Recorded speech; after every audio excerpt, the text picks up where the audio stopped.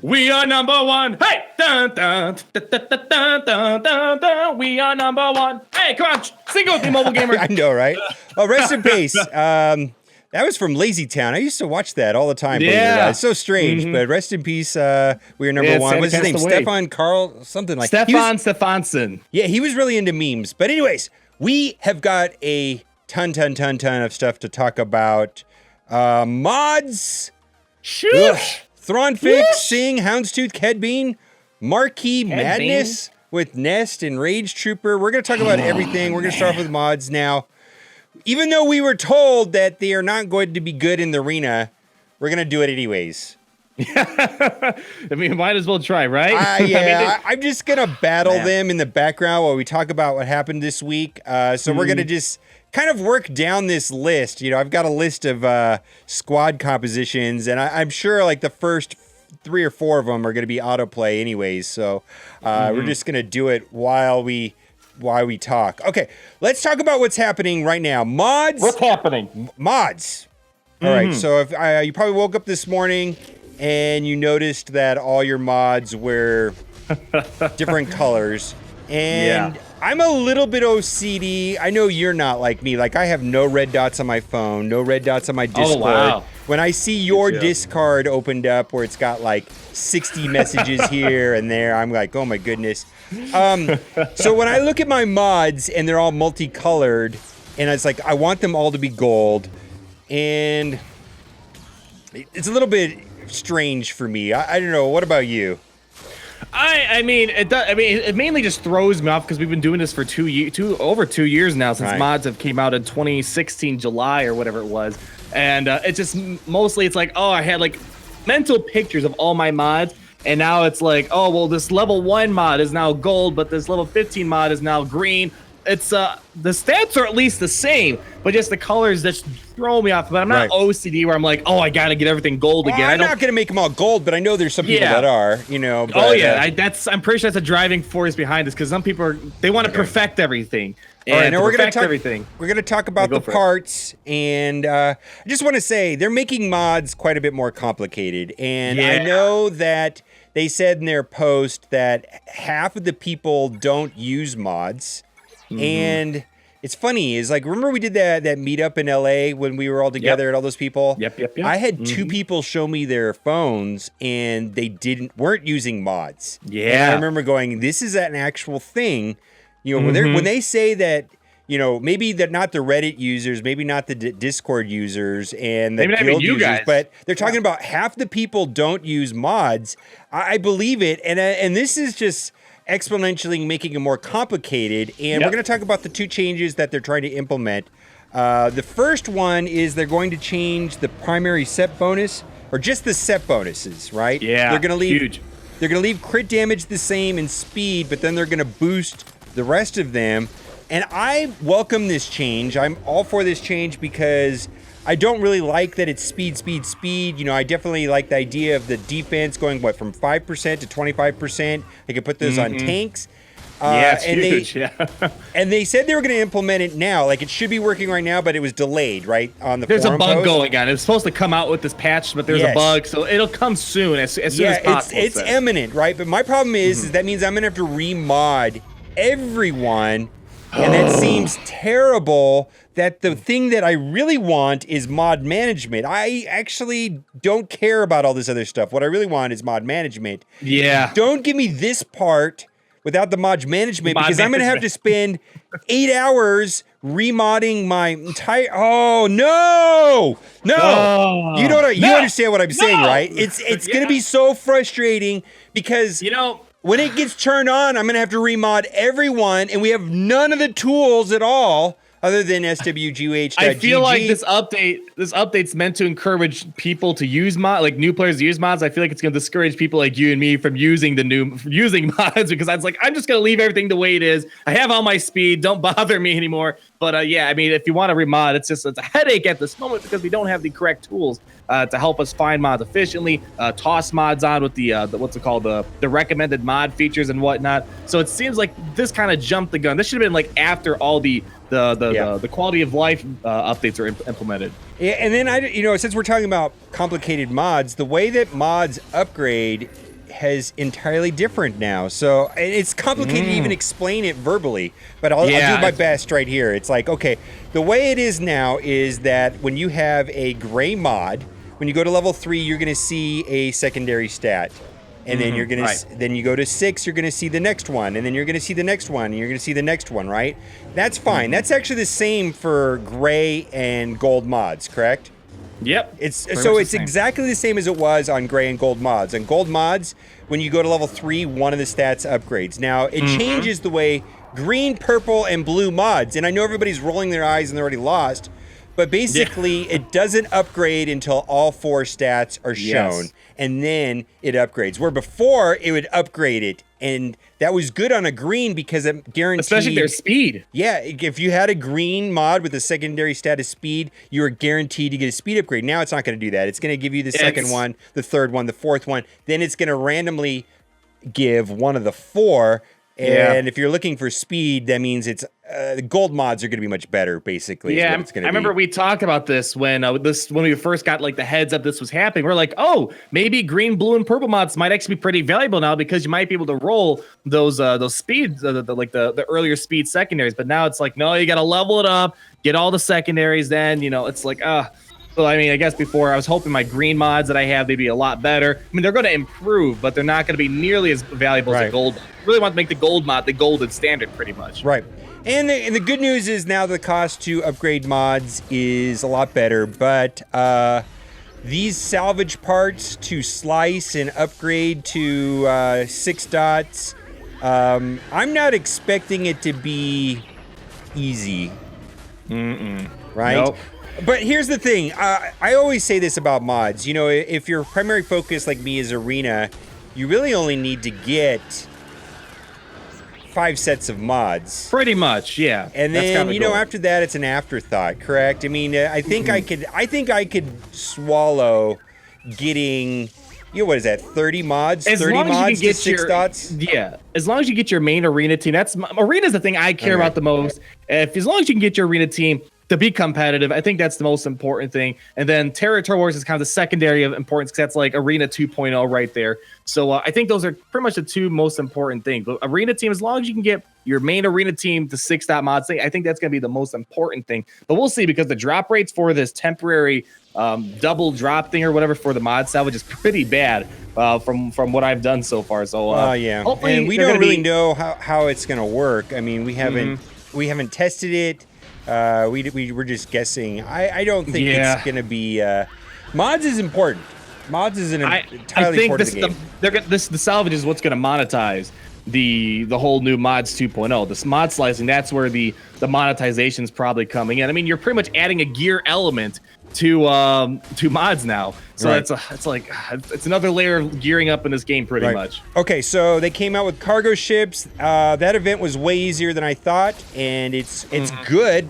Bunch of free stuff, right? Cool. Yeah, very simple. Awesome. Yeah. Thrawn Fix. Explain that, because I explained it once before, but we're talking about the middle ability on Thrawn that gives turn meter to somebody else. Grand Admiral's command. Yeah, go ahead and talk about that. So, I mean, this is actually pretty significant. It's in terms of turn order. Yeah, I mean, they pretty much made this change. I kind of started seeing because they're having a lot of these new characters like Yoda and Aurra Sing take an immediate turn. Like, they're guaranteed to go next when they use their ability. Thrawn, for some reason, he would pass over his 100% turn meter to someone. But if, let's say you cleanse that person, your ally got 100% turn meter, and because you went up against a Palpatine lead got a bunch of turn meter, and a couple of them hit 100% turn meter. Pretty much the AI, or the game, is just going to flip a coin since everyone got to 100% turn meter to decide who's going to go next. But now with Grand Admiral's command, when you swap over that turn meter, you're guaranteed to have that other person be the next one to take a turn. And that's huge in a turn-based game, because if you swap over turn meter, you want to be able to do something whether it's to remove turn meter, stun someone,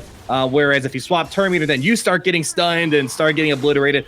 It becomes a waste move. So this is actually a pretty significant buff in terms of how the order of operation goes in the battle. Super annoying when it went against you, and like whatever character you gave the turn meter to got ability blocked or stunned, it would just make me scream. This also comes into play to talk about like if you're playing Raid Han versus Raid Han, and it's like my Raid Han's faster. Why does the other one go first? Explain how that works. Yeah, so it's the same thing with Raid Hans. I mean, I think they kind of told us, like they just said hypothetically, they give both Hans like 99 million speed, because so no one can outmod them. But if there's two Hans, they both have equal speed. They both reach Terminator at the same time, and it's gonna be a flip of the coin who goes next. They pretty much customize the speed just for the very first turn that all Hans on the field get like a bajillion speed. And since they start at equal speed, they have equal Terminator, then the system's gonna flip a coin and decide which Han's gonna go first. That's kind of how it works right there. Okay, yeah, so because that question comes up a lot. So let's talk about the two new Marquee characters, and then we'll talk about the Cad Bane rework, and then from there we will talk about Marquee Madness, Nest, Trooper, so on and so on. Oh, we're actually getting a challenge right here. I don't know if you've been watching the gameplay. Yeah, I'm watching. I saw the droid scene just a second. I might have to start doing manual play from here on out, but looks like they are chewing apart. Boy, I mean, Phoenix, they're not hanging. So far, it's been pretty ugly. You would hope that $1,000 would let you beat the Phoenix, right? Yeah, let's not get into that. All right, let's talk about Hound's Tooth first, because we both had very positive, favorable impressions of Hound's Tooth. What do you think of Hound's Tooth? Boss ship? It's the best ship in the game. I thought Biggs was the best ship overall in terms of overall viability, and I think Boss ship is now the replacement for Biggs as the most overall viable and potentially overpowered ship. I'm not saying it's unbeatable. It's definitely beatable, but it's very difficult to beat, and it's a very good ship. If the other person doesn't know how to use it, and the AI for sure doesn't know what to do when it's fighting a boss on your team. So I think he's going to be the best overall ship in the game now. Okay, so this is... I'm not going to get boss ship. You're not going to get boss ship, but I'm going to have to play against boss ship. So I just want to tell everybody it's important to understand the mechanics on Hound's Tooth. If you care at all about the arena in ships, it's a character you have to know how to play against, and it's tricky. So there's a link up here in the top right-hand corner to a video about the ship. Educate yourself about the ship, absolutely. Now let's talk about Sing, who we're playing up against here. And you had a lot what are your thoughts about that? I know behind the scenes our thoughts are a bit more explicit, but she's just a character that seems like she's designed for phase 3. She's a raid character, and I guess you could beat a Phoenix team if you care about that. But she's a character solely designed for phase 3. And right now, we both kind of said this behind the scenes. We think she's the pay-to-play option to obliterate the Sith raid. And you kind of said this. I liked your terminology you used. You said that Aurra Sing becoming free-to-play is a time bomb before the Sith raid becomes very beatable. Right. Okay. So you're not going to get Sing. I'm not going to get Sing. Oh, no. And let's say worst case scenario, she becomes hard node farmable, a single hard node farmable in 3 months. So that's a 9-month turnaround. Let's say, right? I haven't done the math, but it's 9-ish months, right? 3 + 6. Let's just say that. Because her character can do what? 1 million damage on a hit? Oh, it's so phase easy. 3. And it's really easy. It's time saving. You don't have to like go all crazy turn meter with Chex Mix or Flaming Hot Greedo Mix. I don't know. Those names are so funny. Go in there, take out lightsabers, go to town. And it's like 9 months from now, everybody's going to have her at 7 stars. Phase 3 is not going to be a thing at all. I mean, that's the next easiest thing now. I think that's the easiest phase after Aurra Sing comes out. Yeah, so I mean, her kit is good. I mean, I think she's a better character than some of the other bounty hunters, and now we'll be able to have maybe 2 complete bounty hunter teams, right? I mean, we've got enough characters to do it, and she's good, but it's pretty much kill phase 3. I mean, that's her kit. That's what she's for, and you and I are both in guilds that are going through the raid, and it's not interesting to us, but I know. What do you remember that guy that I know, right? He came over to the house when you were at my house. Yep. You know, he is. Shout out to Taylor. There you go. Anyways, there you go. Somebody I met in a coffee shop that recognized me. I became friends. He actually invited me to his wedding, but he has a fairly high GP. But he's large in his guild, but he's loyal to his guild, and he's not guild hopping into a higher guild that is finishing the Sith raid. all of his resources are going to beat the Sith raid. Like I remember sitting down with them having coffee, and they're like, "Should I put a Zeta on Sign?" I'm like, "Yeah," and they're like, "But it will help me in the Sith raid." I go, "What does it matter? It's Sign." No, that's all their focus is on the raid, and Sing answers that question for them, and it's just strictly by the character. Your problems in phase 3 are done. And that's fine. I can't fault them for making money, but it's just so blatantly obvious, right? And you kind of said it's kind of a well, what was the word? I know. Let's keep it nice. I don't want to play this TV game. We lost to this already, but I mean, these marquee characters are definitely starting to obliterate the raid. I mean, Bastila in phase 2 does like 5 million damage with Jedi. Bounty Hunters blow away Trey at phase 3. So it's just a time bond on the raid. The raid is going to be easy in 9 months or so, right? Once we could start having her at 7 stars, the heroic Sith raid should be a lot easier. Jedi training raid for phase 1, Bastila phase 3. Let's see then. Yes, Bounty Hunters phase 4, and then phase 3, and then phase 4 could be Night Sisters or something like that. Because they're still decent in phase 4. So there you go. Okay, so if you have an inclination to buy marquee characters and you can't beat the Sith raid, that is an easy way of doing it. It's really simple. Okay, let's move to Cad Bane. This is pretty much uneventful, right? I mean, it's useful in phase 1 of the Sith raid, maybe territory wars, maybe, of course, territory battles if you're struggling there, but most people are kind of already through that in territory battles. But other than that, it's kind of uneventful, right? Yeah, I think people are expecting a lot more out of Cad Bane, but I think part of the reason why we're not getting anything too exciting like a legendary rework is because he's a Galactic War Store character. Right. And I think, for beginner players, I think he might be pretty good. For mid-game and like end-game players, you're not going to see that much use out of him. But, I mean, what other character in Galactic War is really good and recently, like, with an updated kit? I mean, not many of them except the Fiat. But how bad was Cad Bane before? You know, he was he was horrible. He was horrible. Bottom you 10%. Made a video about how bad he was. Bottom 10%? Maybe worse? Yeah, he was horrible. Yeah, really, really bad. So now he's in the middle of the road, right? Would you say C? He's a C grade character. C minus maybe? Yeah. I don't think maybe C minus C. I mean, phase 1 useful. I like his kit on phase 1. Yeah. I mean, keep this in mind. We're kind of going off the beaten path a little bit, but if you notice, I mean, you would think that they would also rework Zam Wessel. We didn't get a Zam Wessel. They will. It just feels like they are. But I think they're going to with the release of Jango Fett. I think they're kind of like leaving it as a teaser. They're still not done. They still want to do something else. And if they just release a Jango Fett for some reason, Bounty Hunter, then maybe Cad Bane to get a lot better. Who knows? I mean, but I don't. It's going to take a lot to make Cad Bane better. He needs turn meter and more damage. He's just way too slow. Like my Bounty Hunters do like 10 moves, and he finally takes 1 turn. He just doesn't have enough bonus turn meter, and his damage output is just meh. It's just I see I see tanks do more damage. Yeah. Okay. Now, lastly, we got to talk about marquee characters, and L3 is the big winner in this last update. Would you agree? Yep, and I think that was a good thing to do. L3 is a really good character. I mean, out of the solo movie, very good for scoundrel tanks. Yeah. Because of course Nest and of course Range Trooper, right? And we'll talk about you, Range Trooper. You're upset with that, but L3 is a very good tank paired with scoundrels. Not only does she taunt all the time, if you don't target her, she gets turn meter, and if you do target her, she's randomly cleansing somebody else. So she's like an amazing tank. Of course, there's that team, that Territory Wars team with Zalbar, and Mission. We know which one. Fandor, Chewbacca, Nest, and Kira, which is amazing, really. It's good for Territory Wars, Territory Wars, it just basically blows up everything but Nihilus. Very, very challenging.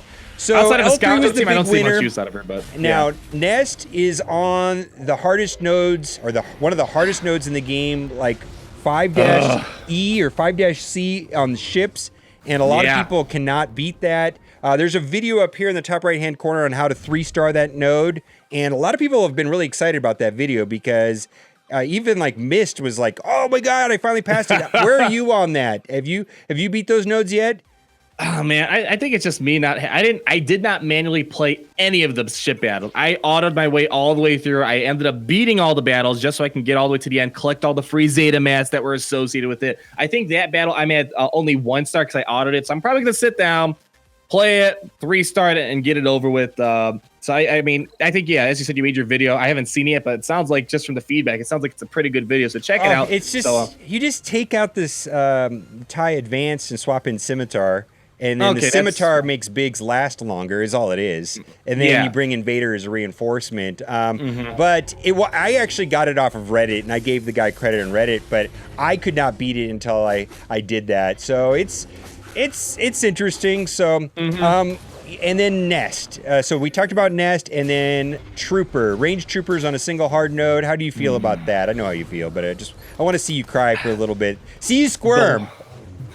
The one thing I was looking forward to this year, I was excited to see him. I mean, he's not an amazing character. He's a fun character. And the Imperial Troopers are actually pretty difficult to farm. A lot of them high Cantina nodes or hard battles or whatever. And it would have been nice just to see this character in the guild shipments or something. But no, single hard battle. And I don't know. Again, it's not a big deal because he's not like game breaking. I already have a full trooper team, but I just wanted the 7 stars, use him in the raids, use him for more territory battle stuff. And I can't use him to his fullest extent until 2019, probably, I don't know, February 2019, I'm guessing, or something like that. Oh, jeez. Yeah, it's a 9 month, at least 9 months. I don't know. And I want to soft defend the idea of marquee characters, but not defend the frequency and the volume of them we've been getting. That's my issue. There's just so many of them lately, right? I mean, how many? It's 20 something for the year. But you get a character for free. You get to try it before you buy it, and you get to play it. You get to learn the kit.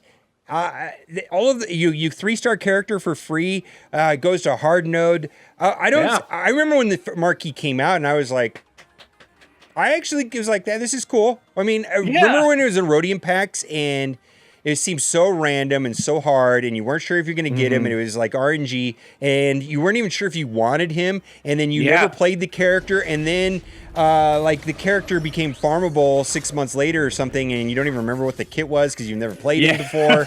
And so the marquee form, I don't think they should change anything with the marquee format. Oh yeah, I agree. It's a good format, but it's just like, give us something else.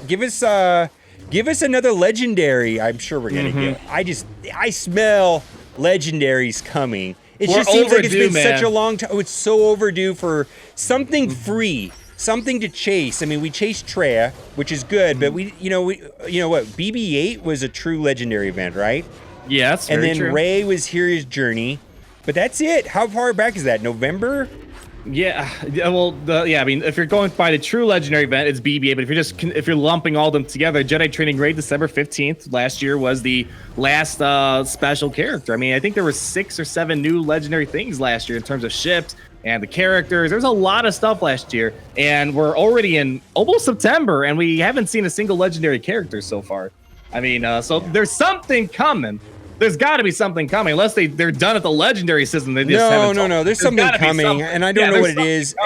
I mean, maybe it could be that they want to make something good, but not better than Traya.